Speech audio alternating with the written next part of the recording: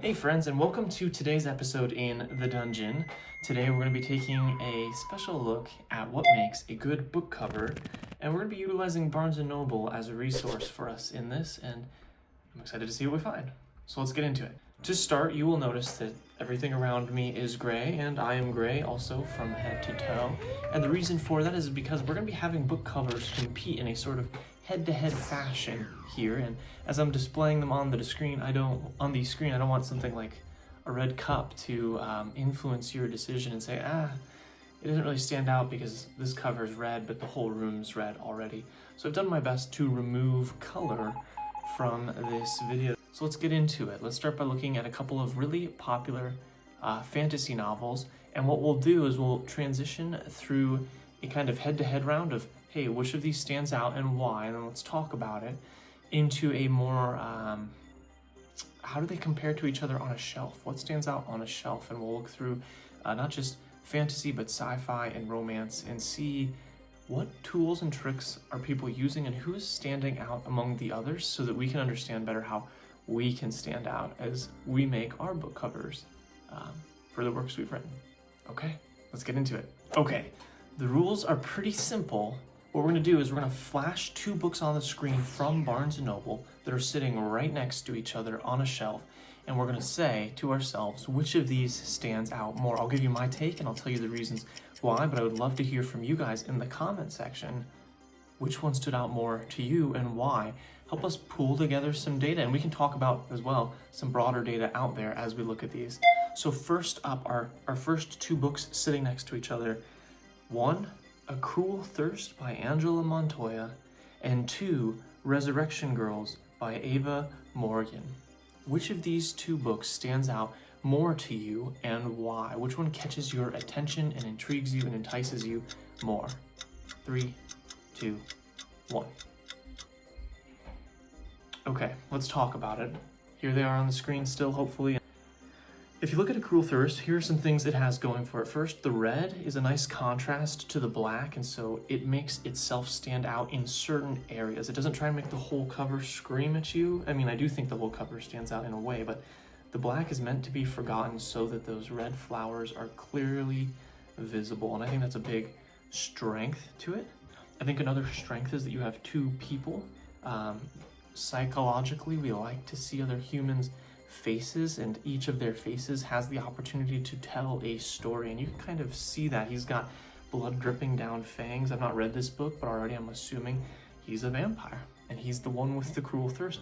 But then again, there's a woman with a knife around his neck, and that also raises questions for me, so that immediately I'm wondering about this story, and I'm being introduced to a world that I want to know more about. I think it helps even that they have the shout out on the top, the blurb, vampires, ancient evil, and forbidden romance. Montoya brings it all.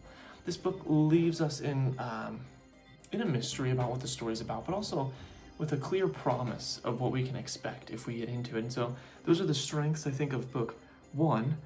Book two is a whole lot more simple in its design. That doesn't always mean it's bad, though. You can definitely have too many things. What are some of the strengths here? Again, we have not harsh colors. We have colors that are meant to kind of sit quietly together. And that means when you do see this book, it causes you to explore it a little bit more. There's not as much like one thing, although I do think there is one thing, but it's a small thing, the stamp on the envelope. I think our eyes are drawn to that firstly, but it's small. And then the lines run, and you can use these in your images. Look at the way the lines run, and they draw us to the hands, and one hand is a skeleton, and the other hand is presumably a normal hand. It makes me think of Wednesday from the Addams Family, but I don't know this story either. And then if you go into the background, there's a knight. It gives kind of a chill to it. Something about Resurrection Girls makes me wonder if this is more cutesy, even though the theme seems to be necromancer. And that's not bad. That's cool. If that's what it's giving, that's wonderful. Which of these stands out more to you? I'm curious to hear that. If you haven't put it in the comments, please do. I'm going to make the argument that the first book that most of us are going to see is A Cruel Thirst. That doesn't mean it's a better book. I haven't read these two books, again. I think the cover for Resurrection Girls is very, very good. I don't dislike it at all. But if we're thinking about not necessarily the artistic value, although that's important. Certainly we don't want to say that our book is low quality. Both of these say, hey, this is a high quality book. But the one thing that A Cruel Thirst does, I think, just a little bit better than Resurrection Girls is think through the marketing of it and think through the attention span of people and thinking through, I'm sitting next to 100 other books on a single shelf, and outside of this shelf there's 10 other shelves just like it. How am I going to stand out? And in that, A Cruel Thirst, I think, takes the advantage over Resurrection Girls and covers. Again, let me know what you think, and we will move on to case study number 2. The next 2 books we're going to look at. One is called Caravel by Stephanie Garber, and the second is Aragon by Christopher Polini. On the front cover, you'll see it says illustrated by Siddharth Chaturvedi. I apologize if I said that wrong. Take a look at these 2 covers and let me know which one stands out more to you and why. Okay, 3, 2, 1. All right, let's go through and contrast here. The first one, Caravel. What stands out to us? The cover's more symbolic, and again, I think that there's enough black and white here that we're supposed to see the red first. The red is the pop of color, and we're introduced to a keyhole that appears to have dimension, so that's exciting. I think that definitely introduces us to like something to explore. It causes us to want to pick up the book and explore the features of it, the physical features of it. After all, I think a book is a piece of art, not only in the story, but also in the way it is presented, and I think they did a good job with that. And then outside of that, you have some kind of form and feature. It's not clear what the symbols mean, but perhaps as you read the book, you would begin to understand the significance of, for example, there are roses on it, there appears to be some kind of carnival tent at the top, you have a key, a heart, a hat, and then the silhouette of a woman. You'll note that for the Caravel book, it also does say collector's edition, so it's a special edition, and so is the other one, the Aragon book. So let's take a look at book 2. What stands out to us, what draws us in, what's done well. I think the font is actually really well done. It feels both professional and fantasy-esque. The picture on the front is vibrant, is beautiful.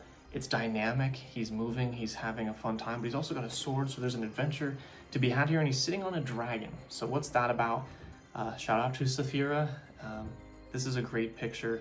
Siddharth did a great job with it, and I ultimately think that this one, between the 2, takes the cake. I'm curious to hear what you guys think about that. There might be less to say here, but there's more to appreciate and more to draw the eye in with the second one, I think. All right, we're gonna make it a little bit harder. Next up, we have Last Canto of the Dead, an Outlaw Saints novel by Daniel Jose Older, and The Shadows Rule All by Abigail Owen. Take a minute, think through these, which one stands out more? Okay, let's take a look at book 1. I think this one's actually harder than the others have been, and we're gonna continue to get that way, and I'm gonna give a shout out to the book that I think actually stood out most of all amongst all the books that we saw today.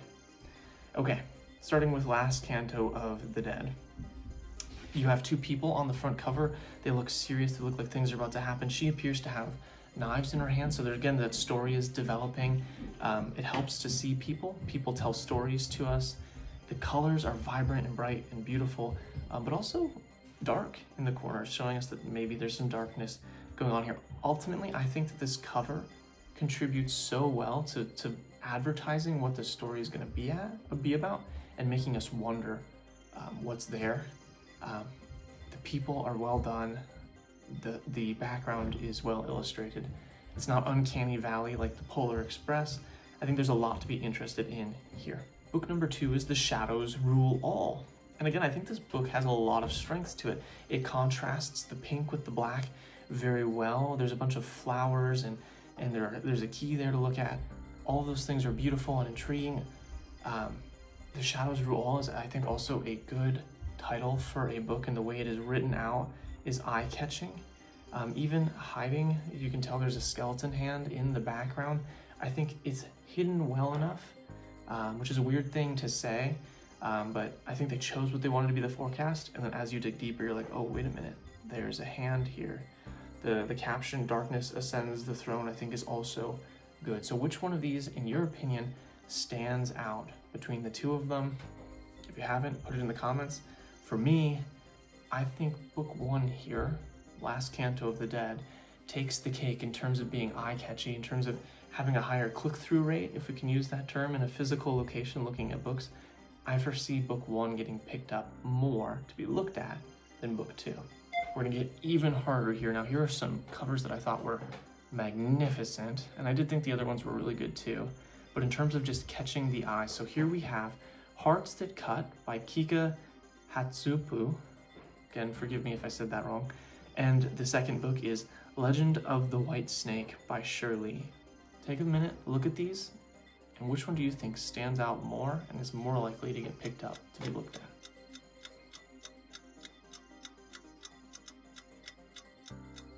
Okay, I hope you have your answer. I know I have mine. Let's talk about them. Let's start with book 1, Hearts That Cut. This book does such a good job with its colors. Orange and blue contrast each other in such a way that there's a vividness there already, but the saturation is good.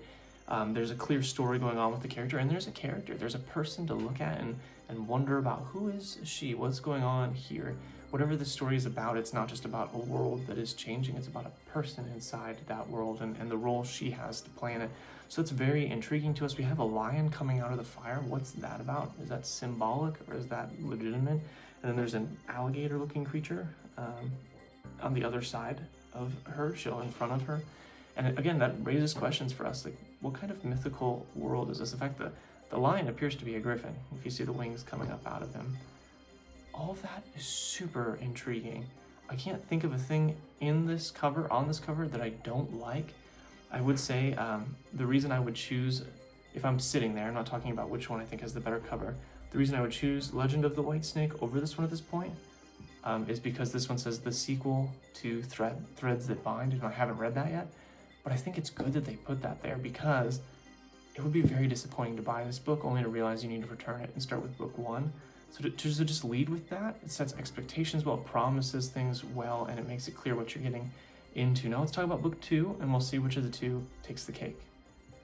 Okay, Legend of the White Snake. Again, we have people, and they seem to be telling a story, perhaps a love story. The snake that's coiling around them promises some kind of story of danger as well, I think. And then the flowers all around are beautiful. An amazing cover. And I think you could for all of these, but especially for these two, justifiably say, no, this cover is better, or this cover is better. I personally think Hearts That Cut takes the cake. We're gonna pause here, we're gonna transition in a second, but I want to show you guys what I think actually was the best cover I saw at Barnes & Noble. It is to a book called Starter Villain, and it is by a guy named John Scalzi. And I've not read this book, but if you look at the front cover for this book, you have a cat wearing a business suit. Is that a person per se? No, but it is a living thing, and it has anthropomorphic qualities. It seems to be a character in this book. It's at least intriguing enough that even if I wasn't necessarily interested in reading this genre, I would want to know what on earth? Why is a cat in a business suit staring at me? It's very hard to miss. If you see it next to Old Man's War, again, haven't read that book, it's a great cover, it uses that blue and orange contrast that we were just talking about. But Starter Villain demands my attention. Who wrote a book and got it into Barnes & Noble that had that as its cover? And I don't mean that mockingly, but it's just like, it's so out there. It's actually a really great cover. I think it's the best cover I saw all night. And I want to read it because it's already made me laugh. Like, it's already intrigued me. I want to know what's going on. I want to be able to tell my friends about the book that I read, Starter Villain, in which there's a cat character, and just hand this to them. Or yeah, give them no context. Don't tell them about it. Just hand that off to them. The book cover, I think, is brilliant, and it catches our attention long enough to make us slow down, ask good questions about it, and want to get them answered. Let me know what you think. If you had a favorite cover that you saw as we flipped this, even if it wasn't one of the ones we actually reviewed, let me know. I would love to hear that from you, and thank you for sitting with me. This video is getting a little longer, so I'm thinking in the next one we'll talk about spines, how to make your spine stand out. But before we close, I want to say something that I think is very important for us. As kids, we're given books that interest us, and the books are intended to interest us. And as we get older, it's almost like there's this season in our life, academically speaking, where we're given books that aren't needing to be interested for the book to be considered good. Rather, we're told that we need to take an interest in them. I don't necessarily think that that makes for good writing. I think we did read some good books growing up as kids, broad brush stating. I think we also read a lot of bad ones. But I think what we're learning here, what we're seeing, is an adult population that doesn't have to go out and read books to have stories given to them. And what readers are expecting is for someone to give them something interesting. They're tired of having to take an interest. And I don't blame them for that. And I think that there's a lot that we can learn by remembering the things we read as kids. I saw a book in line today on the way to check out, Night Owl by Christopher Denise. I'll put that up there for you guys to take a look at. And what a good job it does of capturing my attention, as opposed to saying, hey, take an interest.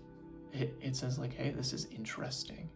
We have a knight keeping watch of a castle, apparently a human castle. He looks tiny on it, and there's a dragon up above. It's clearly a kid's book, but it looks like it's a lot of fun. And I wanted to get it, honestly. I think we can learn a lot from comics. Comics have dynamic poses of characters doing things that seem dangerous or scary, and their facial expressions are very expressive, and there's so much to learn from those things. I think we need to take a beat from them. Use colors that are highly saturated when they want to capture the attention of a specific item. You can overdo it and then nothing is seen. But use pops of color, use dynamic poses, use people, use facial expressions. I'm so blessed that Anchored Art Designs was the one to do my cover for my book, Demon and Witch, because you can see so many of those things playing out. The characters are telling a story with their face, and the colors are screaming about what this world is like, and then in the background there's darkness to make them shine through. On the back side of the book, which I got to do, which is sweet. If it was faces, I would have been dead in the water, but it was hands. Take a look and see the way that I use colors to kind of tell a story, and even the way the hands are gripping or not gripping things are meant to kind of paint a feeling for you and get you asking questions, and ultimately they all drive you into that text on the back of the book to get you reading what's going to happen in this story. Let me know how book cover design is going for you, and what you think other people could benefit from hearing about in terms of cover design. And like and subscribe. Thanks for watching this video.